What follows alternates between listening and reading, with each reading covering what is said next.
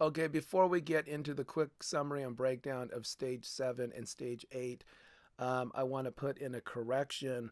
I had erroneously said that it was Tom Dumoulin that physically bonked and lost a bunch of time in the Giro, and it was not Tom Dumoulin, it was Simon Yates.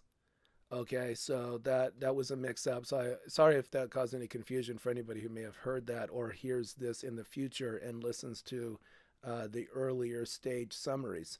Okay, there was a clarification regarding what happened with Roman Bardet and Tom Dumoulin at the end of stage 6 going into that wall of Brittany. So Tom Dumoulin crashed. He got back on the bike or got his bike fixed and was racing to play catch up and lost time. Roman Bardet, it looked like he was ahead of Tom Dumoulin and then for some reason fell even further behind. And so it looked, or I had speculated that, oh, well, that must have been because although Tom Dumoulin had a crash and a delay from the crash, he rode really hard. He just couldn't make up that time, and he had expended so much time. He just couldn't close the gap or climb really well up that final 1 or 2 kilometers. It looked then like, oh well, because Roman Bardet was even worse, he must have just physically, bonked really badly and was in bad shape. Now, here's the clarification. Tom Dumoulin apparently crashed into Roman Bardet. Tom Dumoulin was able to fix his mechanical or swap out to a different bike faster and got on the road. Meanwhile, Roman Bardet apparently tried to use his original bike, found out after he rode maybe a kilometer or so that it wasn't working. Maybe he couldn't shift gears or his brakes were locked up or something like that. So then he ended up swapping to another bike that he normally doesn't ride or a teammate's bike. So the seat height and all that had to be adjusted quickly. That caused even more delays. And then because he couldn't really get into a comfortable riding position, he couldn't drive himself to the finish. He couldn't pedal as strongly as he would have had he been on a bike that was, set up for his body. Because your legs can be longer than a teammate's legs. Your hip to shoulder ratio and angles and all that can be different. So you get on a bike that's set up for somebody who's even in a similar height but has different length arms and all that. It can just screw you up. So anyway, so Roman Bardet actually was still in decent physical shape riding. It's just he lost even more time because of this mix up with the bikes. Okay, so like I said, stage 7 and then even stage 8, these are the long stages, pretty much flat the entire time. Stage 7, kind of moving from Brittany, going at a northeasterly angle towards Paris. And actually, where they ended up, they were only around 80, 100 kilometers or so from Paris. So you can kind of get an idea.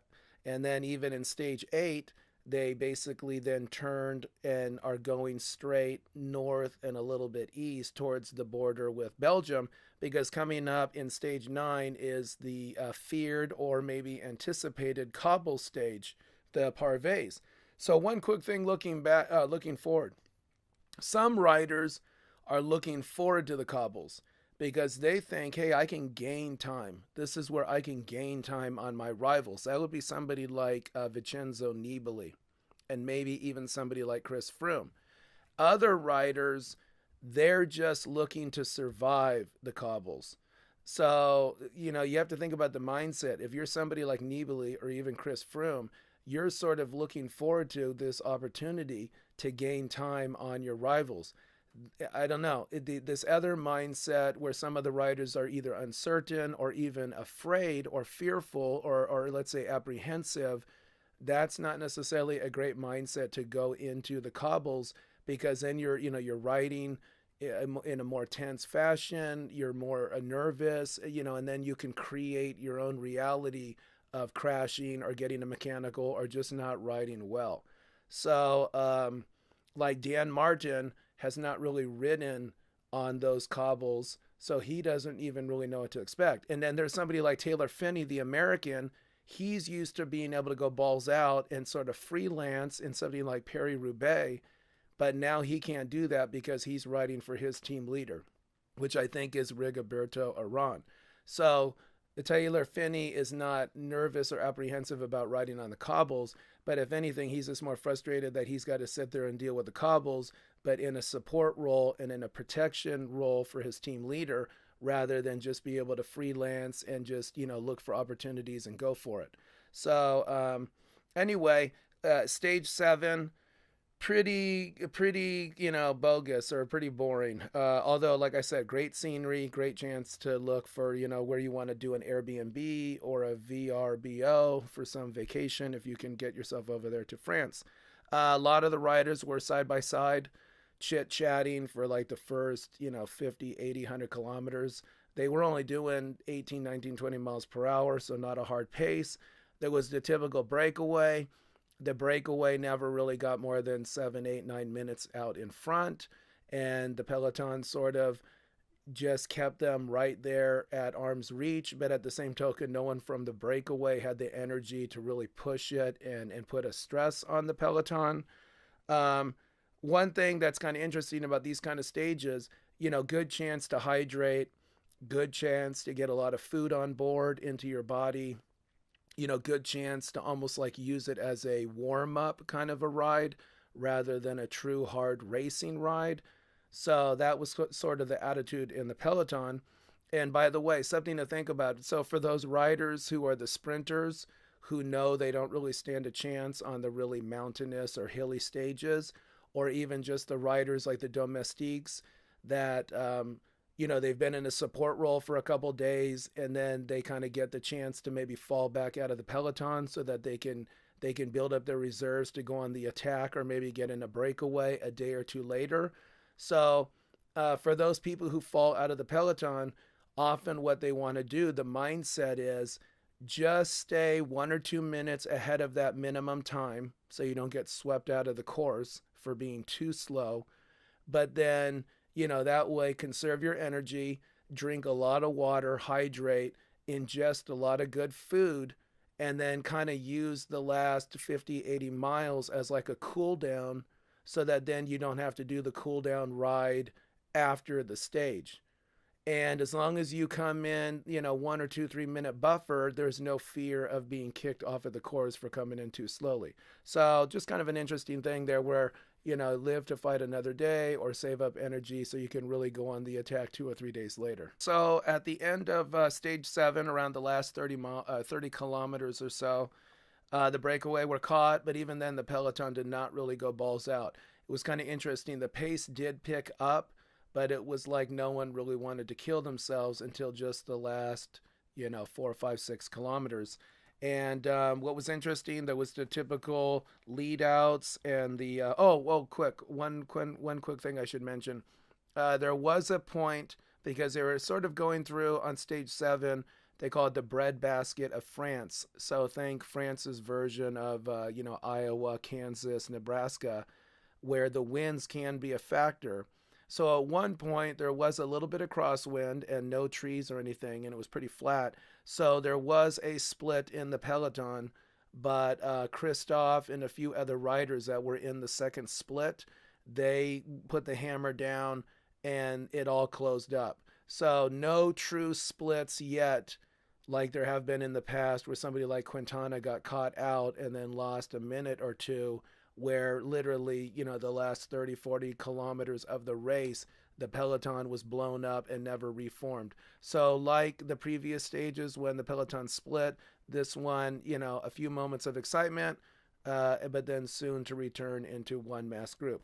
Anyway, in the final sprint, the Dutch guy, Groenewegen, won.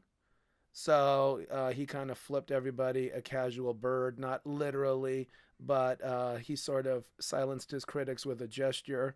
Gaviria came in second, and then Peter Sagan came in third. And you can see why it's so hard to beat Peter Sagan for the green jersey, the sprinter's jersey, because even when Peter Sagan does not win a stage, he constantly comes in second or third or in the top 5. So he's constantly getting some degree of points.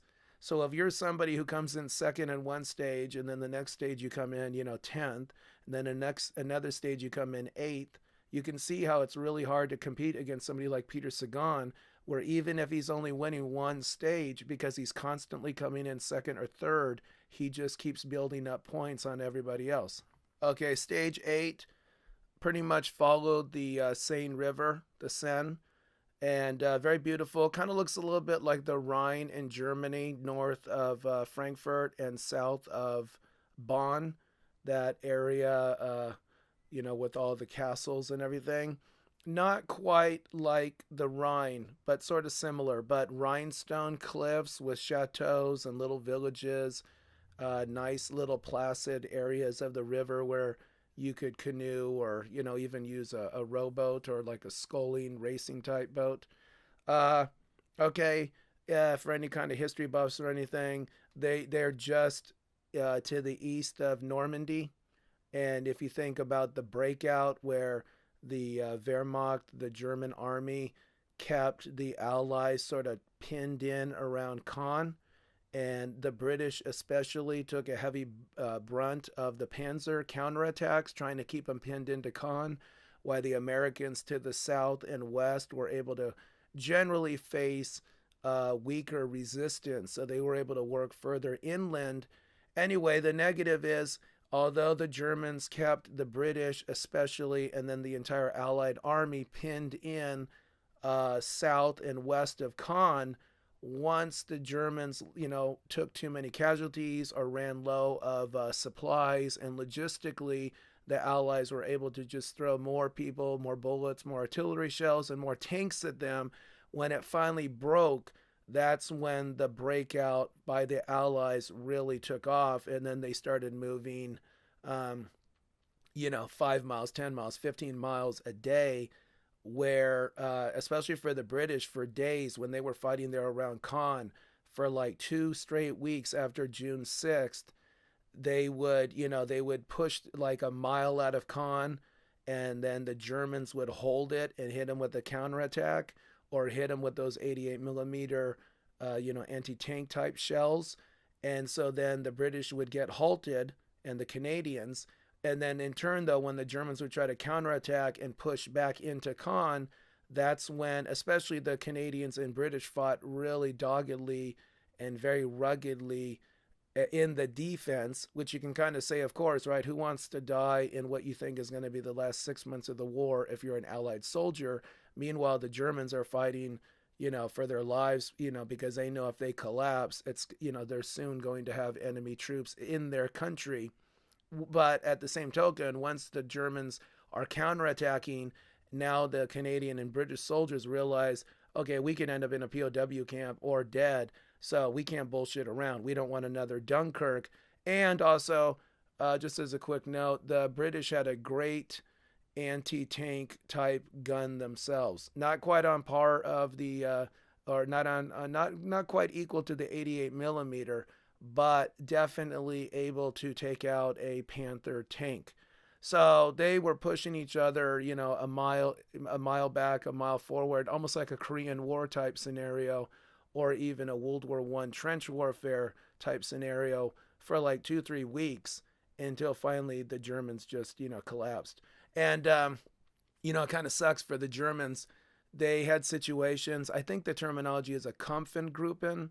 It's basically like an ad hoc unit where for the Germans, because of casualties and everything and shortages of men and material, you might have a unit where, it's like 30 tankers, 80 infantry, 20 artillerymen, and even, like 30 mechanics, and then, 30 military police, something like that. So they would just throw them together behind the lines, give them like 2 days to train and rest, and then throw them back on the front.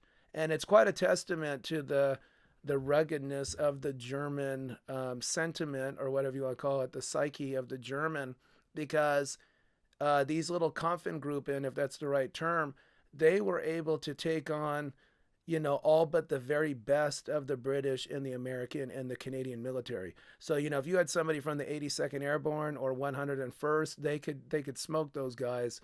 But if you're going up against just some average American infantry unit. These sort of ad hoc German units kicked quite a bit of ass. The only thing that really got them, though, is of course there's that issue of a lack of cohesiveness and training, which eventually will become exposed. And then it's just bottom line: not enough men, not enough material, not enough ammo. Eventually, no matter how hard you fight, you're going to lose. So one of the things that the Germans did to take risk is they would build these tanks in almost like a pillbox as like a strong point. And if you think about it, this is something similar they did on the Eastern Front against the Russians, where they would have these fortified towns like Kaliningrad or Königsberg, depending on how you want to think about it.